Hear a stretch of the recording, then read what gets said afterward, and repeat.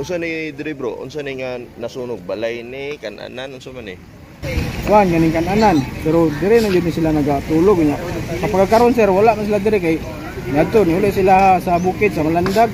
Wala po tao mo na wala na kuan nang babantayan. So isa ra na ka tindahan o balay tanan ang nasunog. Isa ra ni siya ka building pero nalayan ni siya. Kanin dire sa primero karinderya dayon electronic ang ikaduha dayon shop to sa motor. O mga UI motor.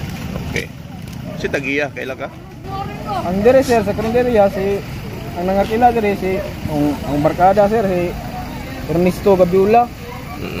Nya ang gatong dito sa kuan sa may electronic si kuan mga Abner. Abner ug gatong dito kang Mikoy man to. Kang Mikoy to dito katong ngayweg motor.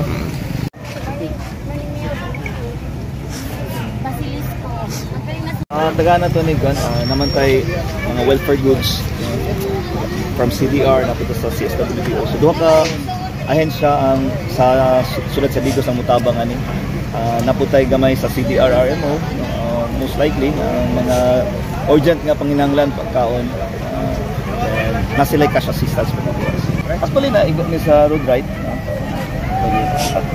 By tolerance no, balo man ka compassion by tolerance kay before ko nahimong mayor na sila daan dire. Any assistance na pwede, and also we offer relocation. Kaya no nga di na jud pwede kay watag balo sa plano sa this is a secondary national road. Nagagadtos plano sa national government. Kung may national government himo nila pathway, so mao na yung mga time na we will be informed. Actually nanay mga waivers man, di ba? Mga waivers. Kung gamiton sa national government, so as to makatupod sila dire, it's up to the we'll coordinate with the national government, especially DPWH kung sa ang plano nila. And para nasa Likapuyan, first naman tayo barangay site.